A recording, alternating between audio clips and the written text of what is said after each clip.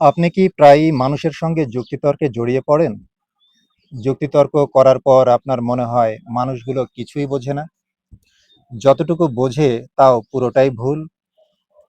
অথবা ধরেন হয়তো কেউ আপনার মতামতকে ভুল বলেছে, আর তখন আপনার ভিতরে রাগ, বিরক্তি তৈরি হয়েছে। সেই রাগ, বিরক্তি থেকে আপনার ভেতরে অশান্তি কাজ করতে থাকে।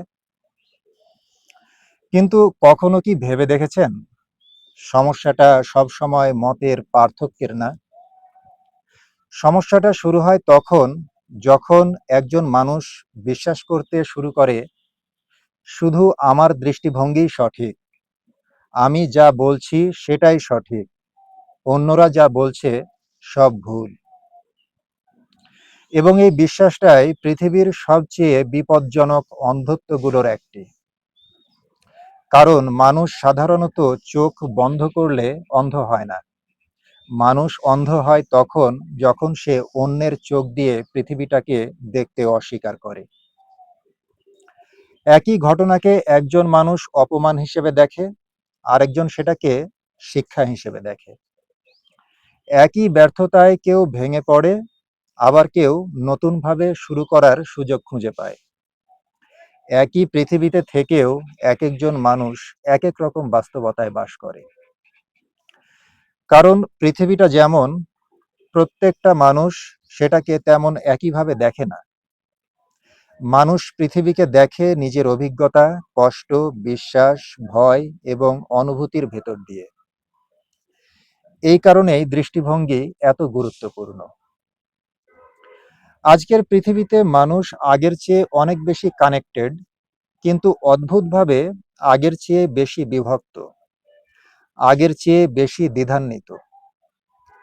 সোশ্যাল মিডিয়ায় একটু ভিন্ন মত দিলেই মানুষ শত্রু হয়ে যাচ্ছে, বন্ধুত্ব ভেঙে যাচ্ছে, সম্পর্ক নষ্ট হয়ে যাচ্ছে।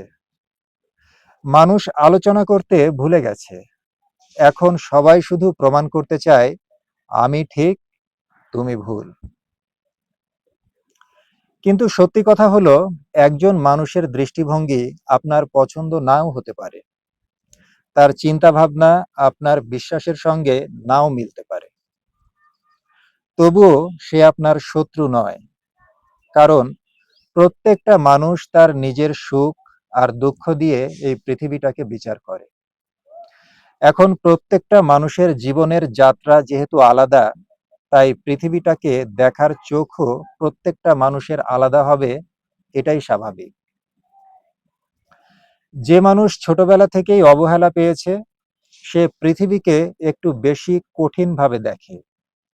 সে মনে করে পৃথিবীর মানুষের দয়া মায়া কম।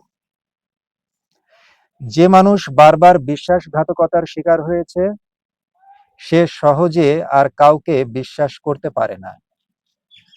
আবার যে মানুষ ভালোবাসা পেয়ে বড় হয়েছে, সে পৃথিবীতে এখনো সৌন্দর্য খুঁজে পায়। সে মনে করে পৃথিবীতে বেঁচে থাকাটা অনেক আনন্দের। দেখুন, পৃথিবীটা তো একটাই, কিন্তু প্রত্যেকের দৃষ্টিভঙ্গি আলাদা। এখানেই সাইকোলজিক্যাল একটা বিষয় আছে।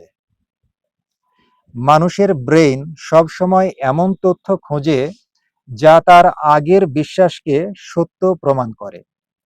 এটাকে বলে কনফার্মেশন বায়াস। অর্থাৎ মানুষ কোনটা সত্য, কোনটা সঠিক এটা বিচার করার চাইতে সে সব সময় তার নিজের বিশ্বাসকে সাপোর্ট করবে, নিজের বিশ্বাসের সঙ্গে মিলে যাবে এরকম মতামত, এরকম দৃষ্টিভঙ্গি খুঁজে বেড়ায়। আর এই কারণেই অনেক তর্ক কখনো সমাধানে পৌঁছায় না, কারণ সেখানে কেউ কাউকে বুঝতে আসেনি। দুজনই এসেছে তর্কে জিততে, দুজনই এসেছে নিজের বিশ্বাসকে সঠিক বলে প্রমাণিত করতে। কিন্তু ম্যাচিওর মানুষ তর্কে জিততে চায় না, সে বুঝতে চায়।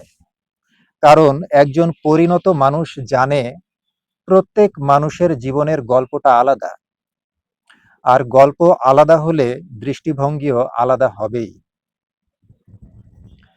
একটু কল্পনা করুন, যদি পৃথিবীর সবাই একইভাবে চিন্তা করত, একইভাবে অনুভব করত, একইভাবে জীবনকে দেখত, তাহলে পৃথিবী হয়তো অনেক শান্ত হতো, কিন্তু এত সুন্দর হতো না, এত বৈচিত্র্যময় হতো না। বৈচিত্র্যই পৃথিবীকে জীবন্ত করে তোলে। তাই অন্যের দৃষ্টিভঙ্গিকে মেনে নেওয়া মানে এই নয় যে আপনি নিজের বিশ্বাস হারিয়ে ফেলেছেন। অন্যের মতামতকে গুরুত্ব সহকারে শোনা মানে এই নয় যে আপনার অহংকারে আঘাত লেগেছে। বরং এর মানে হলো আপনি এতটাই পরিণত হয়েছেন যে বুঝতে পারছেন পৃথিবীটা আপনার চোখে যেরকম, সেটা আরেকজনের চোখে আরেক রকম হতেই পারে। কখনো কখনো শান্তি আসে তখন, যখন আমরা মানুষকে বদলানোর চেষ্টা বন্ধ করি এবং বুঝতে শিখি সবাই আমাদের মতো হবে না, হওয়ার দরকারও নেই। কারণ পৃথিবীর সবচেয়ে সুন্দর বিষয়গুলোর একটি হলো আমরা সবাই আলাদা। তারপরও আমরা একই সমাজে একই সাথে বাঁচতে পারি। আর যেদিন একজন মানুষ অন্যের দৃষ্টিভঙ্গিকে ঘৃণা না করে বুঝতে শিখবে, সেদিন তার ভেতরের অশান্তিও অনেক কমে যাবে। কারণ শান্ত মানুষরা সবসময় একই মতের মানুষ খোঁজে না, তারা এমন মানুষ খোঁজে যাদের সঙ্গে মতের পার্থক্য থাকার পরেও সম্মান নিয়ে বাঁচা যায়।